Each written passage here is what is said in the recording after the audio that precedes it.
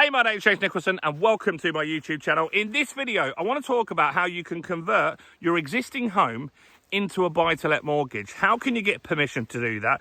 Is it easy? Does it matter about your credit rating? Does it matter about your income and salary in your job? Well, this video, I'm going to talk about all of that, including is your age a major concern about this as well.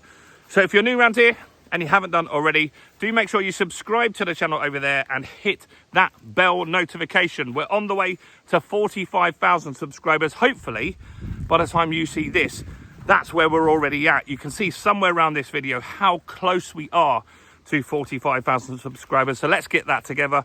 But the benefits to you, why should you subscribe? Well, by subscribing, you'll get all the latest house price news, interest rate news, property news, investor news, and much, much more. And let's get some views on this video. Well, your part's simple on that. All you need to do is smash like, tickle like, do whatever you need to that like button over there. That helps with the YouTube algorithm, and that's why the channel's grown. So thanks to everybody that does that. So if you're new around here or you haven't been watching recently, you're probably thinking, why is he in a field? Why is he not in an office with a little whiteboard?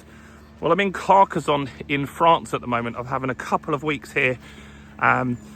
My little baby girl is having dinner with her cousins at the moment. So mummy's in charge with that. And I'm just having a little walk before the evening winds down. And I wanted to talk to you guys about converting properties into buy-to-let.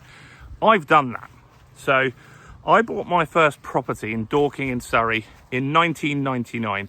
And I bought it for £45,000. In fact, interestingly, this week someone commented on my channel saying that I was lying about that, which is weird because I've shown you tours around that property. So it's in Dorking in Surrey. It was a studio flat that I bought for 45 grand, and I've converted that into a one-bedroom property. It's worth about 250 now. Now, that was a residential mortgage that I got that with. So I bought that property with something called an endowment mortgage, which is an interest-only mortgage. And then you have a second part of the mortgage called the endowment, which was invested in stocks and shares. And the goal is that you make that payment as well. And at the end, that has a pot of money that would pay off the mortgage. They don't do those types of mortgages anymore because they didn't really work out. Some people had less money than they owed because the investments didn't work very well, and ultimately that caused problems for a lot of people, and so they stopped doing them. So now you get a residential mortgage, and maybe that's what you've got, a residential mortgage at the moment. And really, at any time you get that residential mortgage, you can request to turn the property into a buy-to-let property.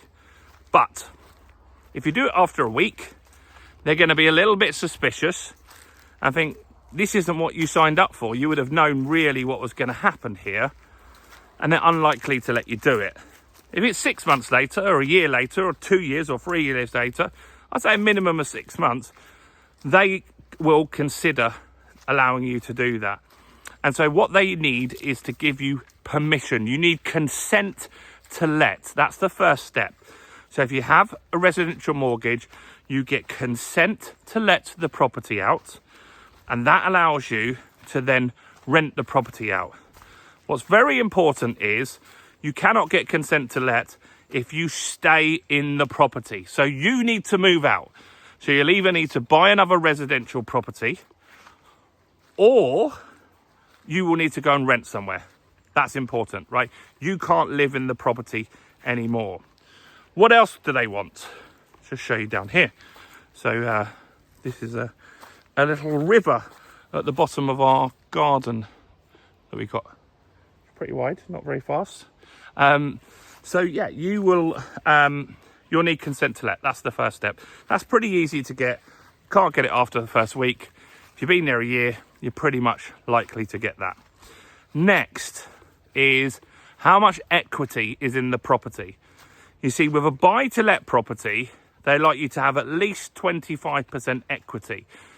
Now, you might have bought the property with just a 5% deposit, and that's fine. What all needs to happen here, is that the house has gone up in value enough, which it has probably if you bought it in the last 10 years. And then you've got to have 25% equity in there. So if you bought with a big deposit, you're going to be fine. If you bought with a smaller deposit, it's going to be a little tougher to get that sorted. If you don't have enough equity in there, you can top up.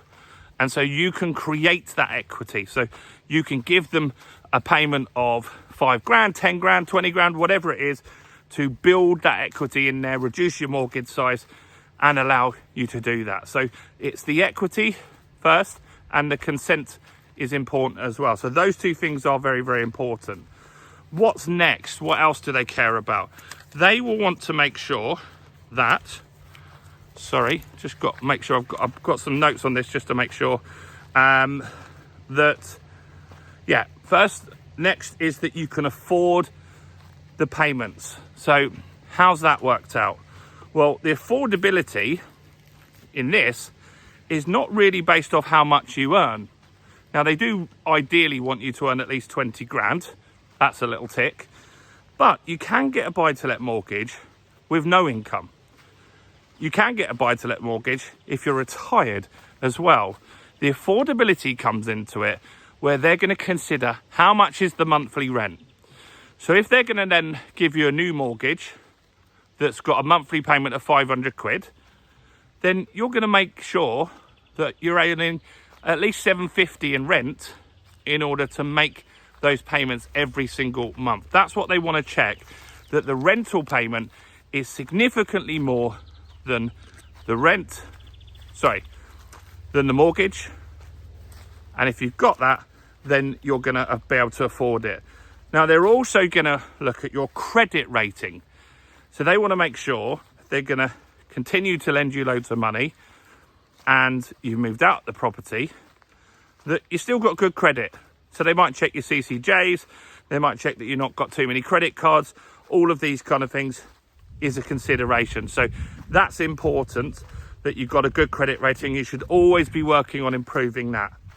And lastly, they're going to check the type of property. Now, they might not lend to you. You might have to switch lender. I have a property that's about 300 meters away from a petrol station. Never been a problem, but now they're getting a bit more fussy lending on that property, which is a bit frustrating. And some lenders will have criteria like that. Maybe they don't lend on flats. Maybe they don't lend on short lease flats. Maybe they don't lend on houses near pubs. So they will check the type of property is something that they're happy to lend on. But all in all, this is probably the easiest way to get your first buy-to-let property, is to convert the property you live in, and you can then also, let's just say you had 100 grand property. You've owned it for a while. You paid off all that money that you owe. So you've got 100% equity. Well, with buy-to-let, it's the easiest way to get money out. You could easily pull out £75,000, meaning you're borrowing 75%. You've got 25% equity in there. You could take that money out and buy a second property with that money. When you have an asset like a buy-to-let property or a house, and it's run as a buy-to-let, it's very easy to release the equity and get that additional property, or 2 properties, or 3 properties, whatever it is you're looking to do.